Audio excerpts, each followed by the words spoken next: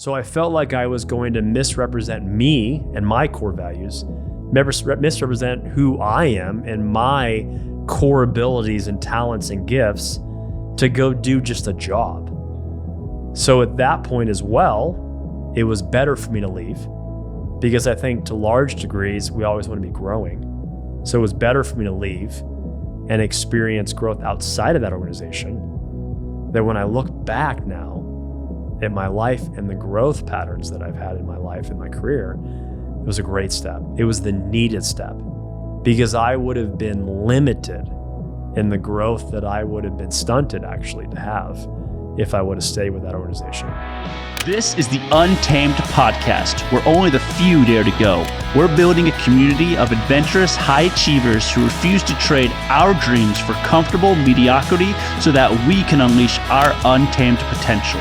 Could you be one of the untamed few?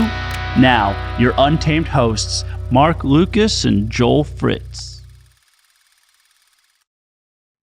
Well, Mark, we're here to talk about become the person your boss passed you over for. Now, at some point along in everybody's career, We've all been passed over, or something has happened. If not, you're lying to yourself. Yeah, really.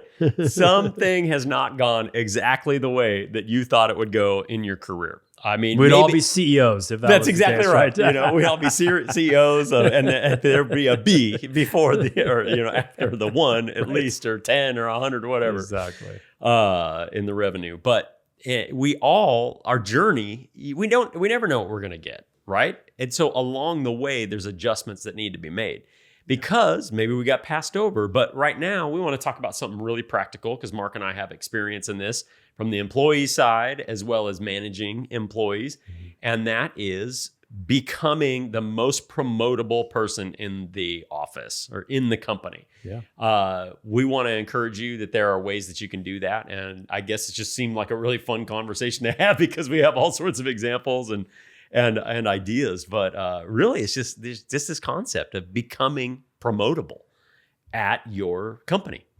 And I think you'll remember the reference of, it might have been Patrick Lencioni, but we looked at the stopwatch example. Mm-hmm. Yeah, and we had that conversation, I think, 4 or 5 episodes ago.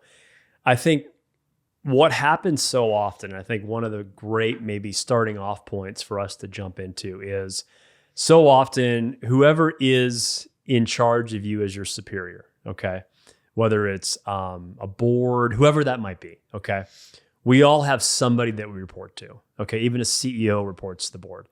So in that process of who you're reporting to, there's so often really a miscommunication or a misunderstanding of what are the metrics, what is that stopwatch that's really recording you running across the track and that total lap. And then there's KPIs and there's deliverables really within every 100 meters or whatever it is. And yet so often I've found that I come into those meetings and I'm reporting to somebody and I feel like I'm crushing it. I feel like I'm hitting the KPIs. I feel like that I'm absolutely in a place where I am promotable, and I've been thinking through and putting together effort into that promotion and that next step in the organization. And I walk away from the meeting and I feel like I was just land blasted with different accusations of ways that I'm not meeting and exceeding their expectation within their evaluation.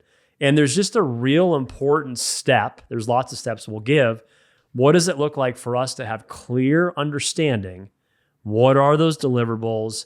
What is that stopwatch? What are they calculating as we do run the laps in the race that we run in our careers? Yeah, and that stopwatch is a great illustration, because there is certainly circumstances that happen often where we are measuring ourselves based on our best understanding, or maybe we are resistant to receiving what is actually being said to us. So we're just not listening. We did another podcast on listening not too long ago. Take a look at that, because listening is absolutely one of the most important skills that you can have, especially if you're in leadership. But this is, if you're an employee or whatever your circumstance is, this is about who you're reporting to. If you're not listening to the needs, even if you own the business outright, it is your customers and they're telling you what they want, but you have to be able to listen. So you have to be able to listen in order to align your actions with the expectations.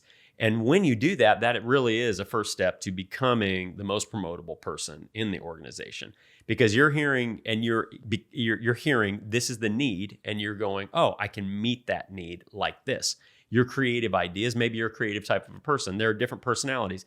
Some people are like, oh, okay, that's the problem. Yes, that's my superpower, is that I'm going to like dissect this whole thing and figure out a new way to accomplish it. Other people are like, I'm going to do it the way that it's been done throughout history, and I'm going to overstudy it and understand this exact sequential, systematic method to doing the same thing because it's a sure bet to accomplish the need at the time.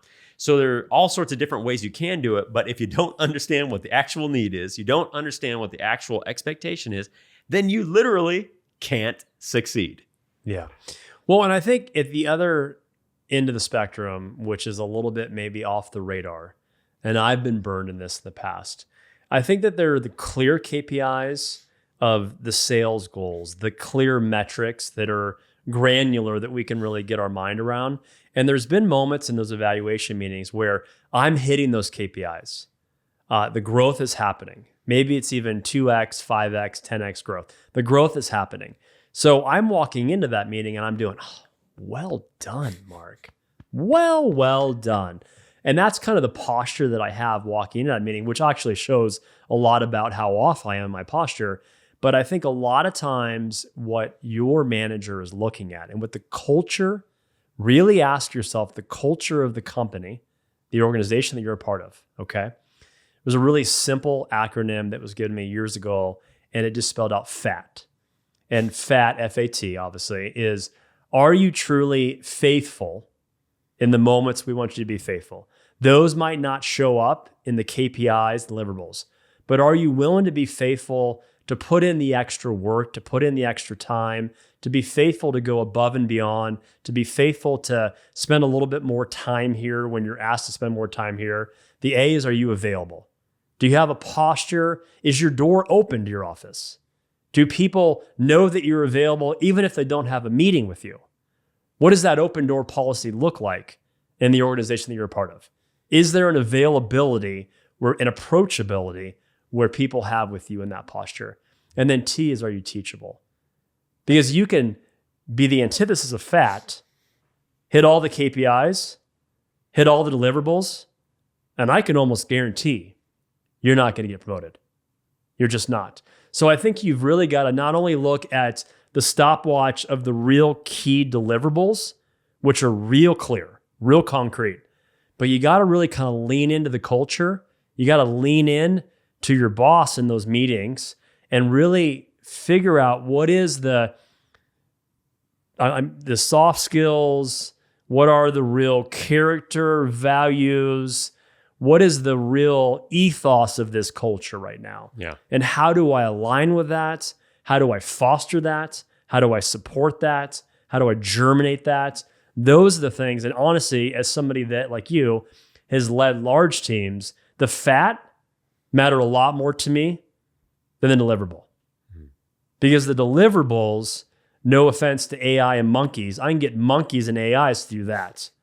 But the FAT's a joke. But the FAT, those are the people that I want to run the race with me, because I always would say within any great organization, we're going to declare we're going to take the hill, but we're going to take the hill together. Mm-hmm. So in this process of taking the hill together, those are the people that I want to lock arms with, people that have a heart and an ethos about them that are FAT. Yeah. So I think it really resonates what you said, understanding the culture.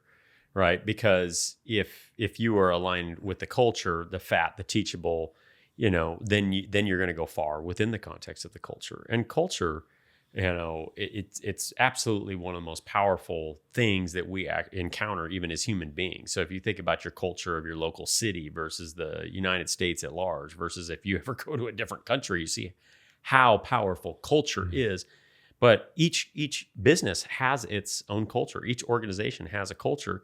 And the question is how well the leadership actually created that and curated that culture. Because if the culture is happening outside of the leadership, then there's a disconnect in and of itself. And people, after talking to so many different people, there are a lot of circumstances I can think of where individuals are recognizing that the culture was out of alignment with what the leadership was actually saying.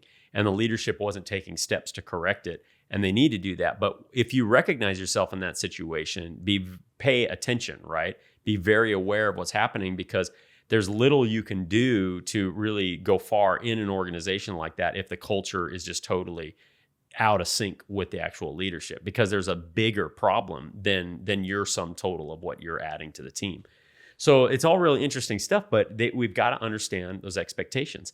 And reading between the lines, understanding the culture is a critical part of it. I don't think a lot of people think that at first, but it takes a number of years and you start to realize that. But even now, if you're advancing your career and you've been down the road and you have plenty of experiences, you might actually want to take a moment to step back and reevaluate and ask some of these questions all over again, because you've already learned the lesson. It's just a matter of connecting the dots. But when we can recognize the expectations and the culture, then we can align ourselves. And that is a really good first step for anybody to take if you want to become the most promotable person in the company. Yeah. I just had a conversation just recently with a good friend of mine who's a lawyer. And he shared with me, he said, Mark, about a year ago, the director of the law firm, managing partner of the law firm came to me in my one-on-one, and he said, his first name is Jeremy. He said, everything you're doing in the way of your output, everything you're doing is of high excellence, and we're really pleased with your performance. Number of cases, amount of revenue you're bringing in, we're pleased with all that. But he said, I want you to know that within this company, starting from the top down, we have an open door policy. We want to create a culture where people feel like they can drop in on one another and either, hey, I just want to pick your brain on something. Hey, I just want to get your advice on something. Hey, I just wanted to ask you something. And we've noticed over this last year, and we know that your caseload is high, but we've noticed that your door has been closed. I want you to really think that through, because culture matters here, and we know how much you care about the culture.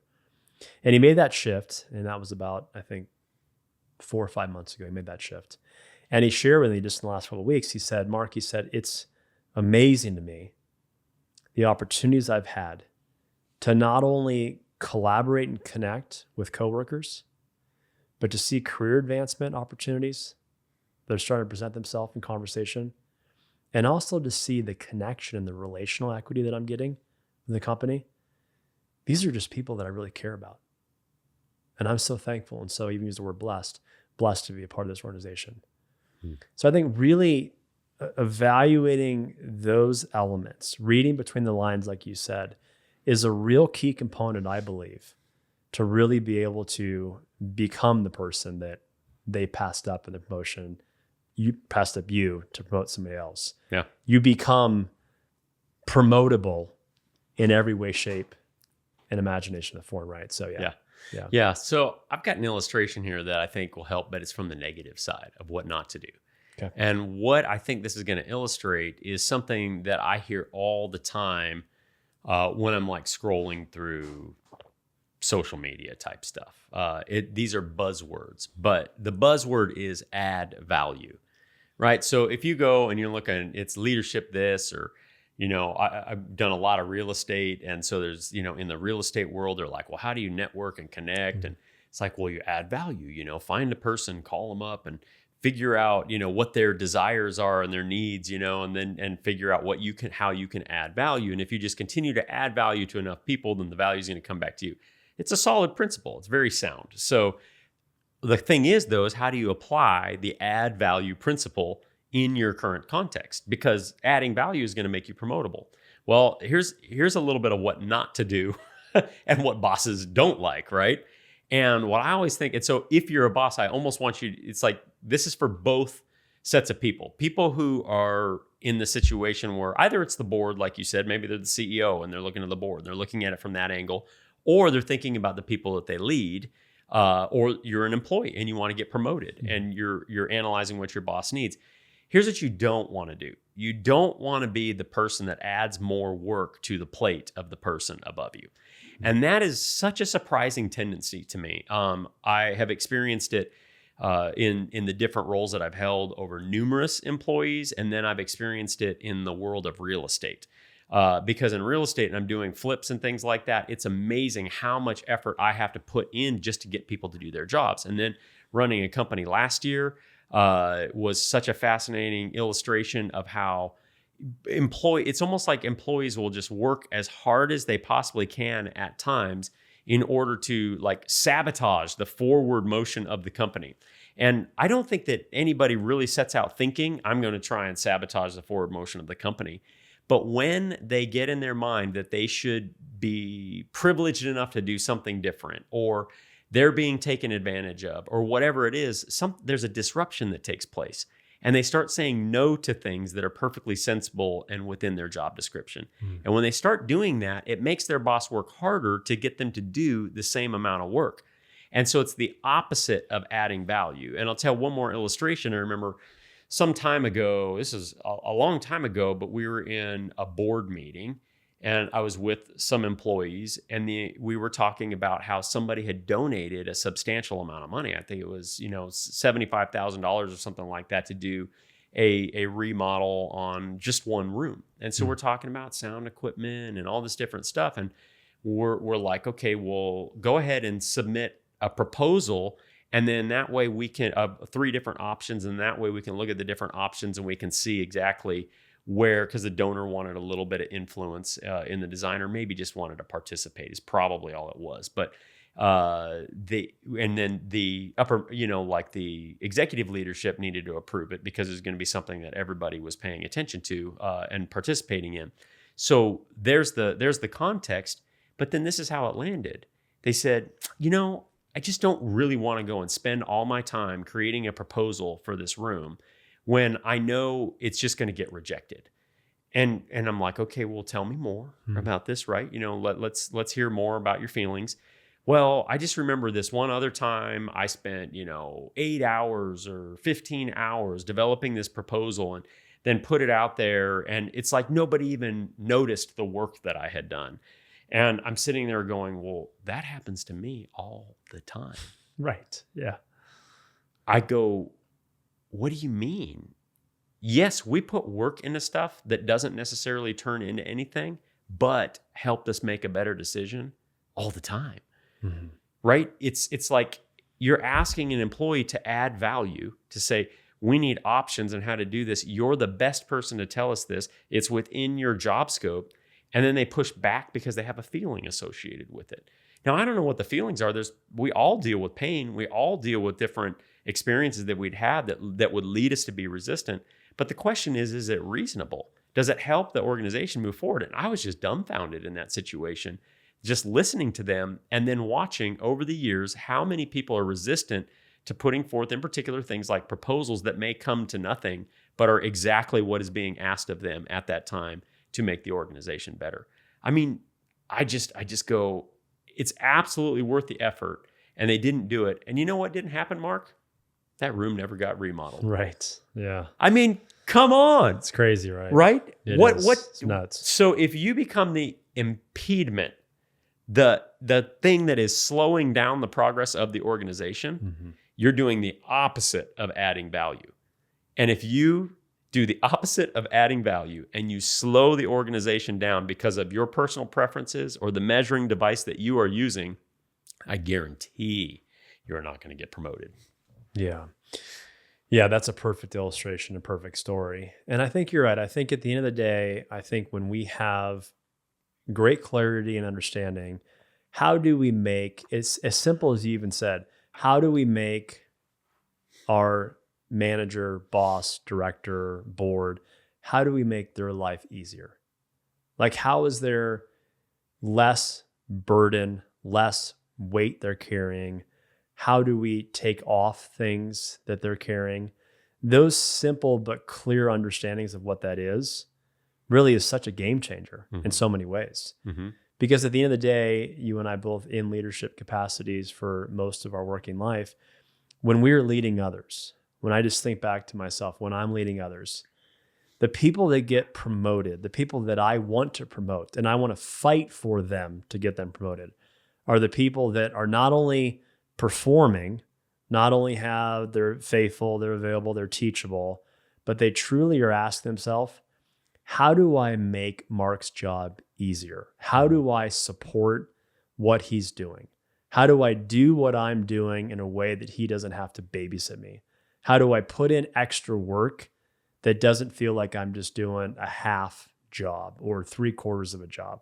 How do I every single day go above and beyond to be able to put in even more that's expected of me? When we start to have that type of mindset, it's amazing the opportunities within due time in the right, or you might have to leave the organization to go somewhere else and then get promoted.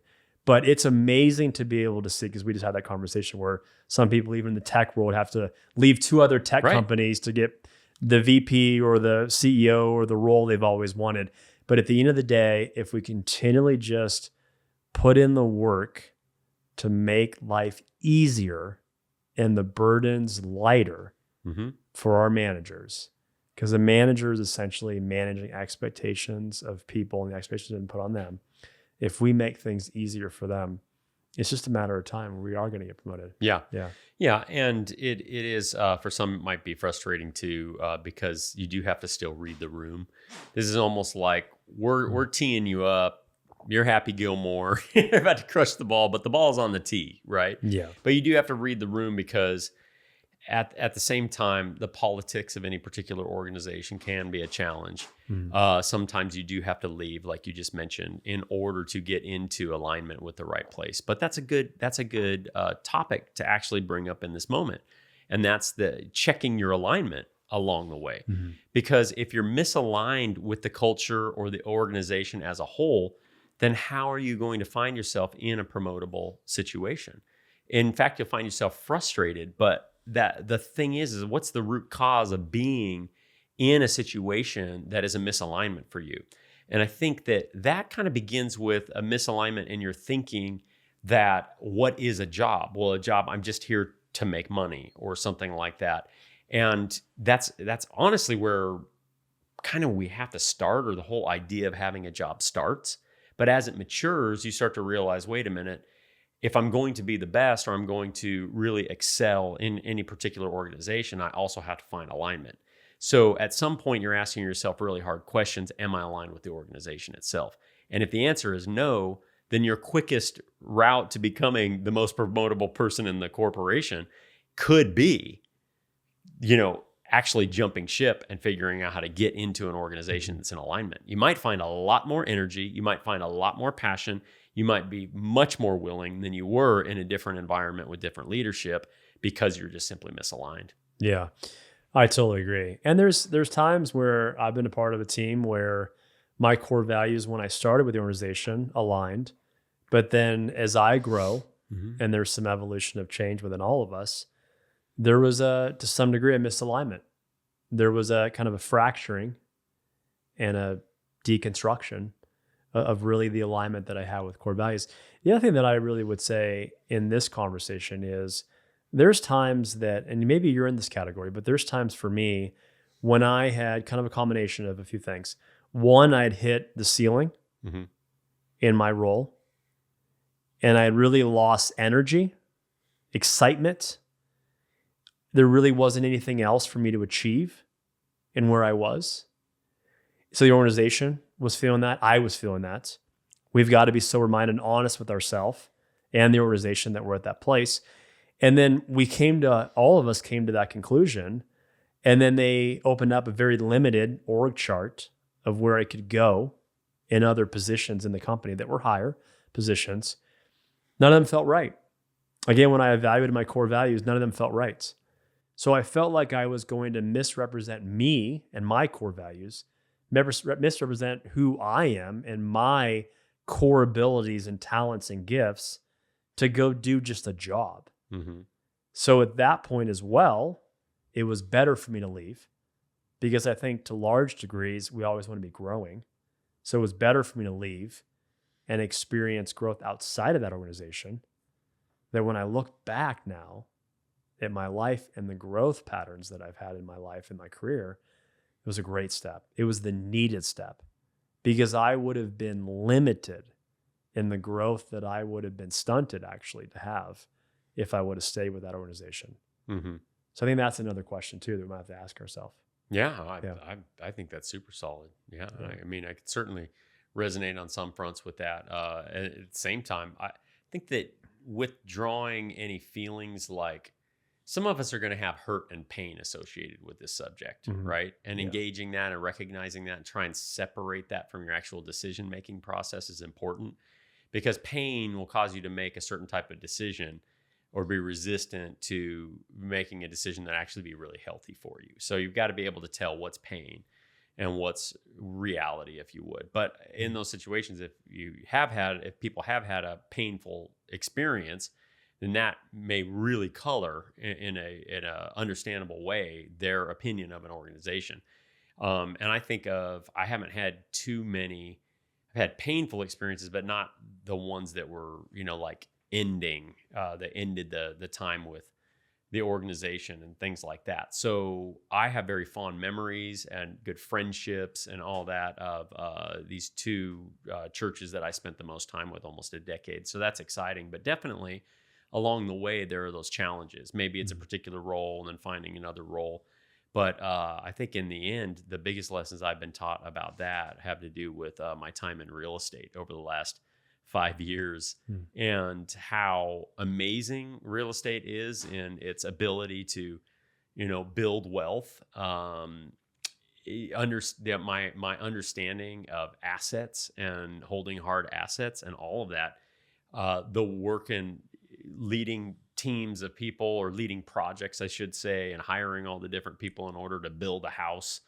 It's a really fascinating process, but in the end, it's just not, I can't derive enough passion from it to move at the pace and the excitement that I'm used to moving and living at, right? So that was something I had to come to grips with because I'm like and recognize that was a misalignment, but that was also different because that was in the world of like the solopreneur, right? As opposed to an employee with a big team. And it also showed me how much I love working with other people.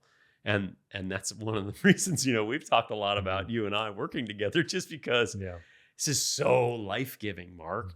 To be together and to be able to participate in people's lives and to see them to grow and change. I mean, the bigger we get, the more excited you and I are going to be, not because of what we get out of the whole deal. It's because we just love participating in the lives of other people. It's so exciting for us to see people experience breakthrough. And that's not some made up kitschy line that we have come up with. Like that's genuinely why we are doing this, right? That's why we exist. It's literally, we want to see people get better. And we've done this for decades now. And now this is our new version of this in these past few months of just stepping fully into these people that we feel like we're supposed to be. And that would be maybe even the last thought here is that if we want to be a promotable person, you've got to become the promotable person. So what does that look like? I mean, you and I, this is I think one of the hardest things about the world that we've entered into is that we are stepping out knowing who we have been, who we are, and who we want to be. But there's nobody out there telling us this is what you have to do. There's nobody telling you this is who you need to become. We have to recognize and be able to see it, envision it, and step into that before we can ever realize the full potential that we have. And so that's a process. It's a daily process, a weekly process for us, a monthly process, check-ins, making sure that we are literally promoting ourselves into the places that we feel so called to be, because otherwise the organization won't continue to grow. We'll experience a little growth that we've experienced, and then we won't see the full fruition of it. But you and I are committed to that. So we have to constantly, every day, live in that place of becoming the person, that we believe that we need to be for the people that we're ministering to. I love it. Every single word of it. I love it. Couldn't agree more. I think the last little nugget that I would just give before we wrap things up, and Let them know that we have a monthly challenge that's going on in Facebook group. Yep. Live Untamed. Untamed Few. Yeah, you can I've done that a couple times. That's like our tagline. Live that is untamed, our tagline. It's Untamed Few. You got yes. Is this there needs to be a process that you have and that you have with the people that are over you as your leaders that are over you. Evaluation. Mm-hmm. Without evaluation, you will never really fully understand the stopwatch and the evaluation process that your leader has over you. So you've got to get clear on what's working, get clear on what's not working, get clear on what's missing or confusing, and then build out some action steps from that. There's got to be a clear metric of evaluation that you truly understand clearly, with crystallized clarity. You have to understand the evaluation, because in that process, you will be absolutely promotable. All right. Well, guys, join the challenge. Live Untamed.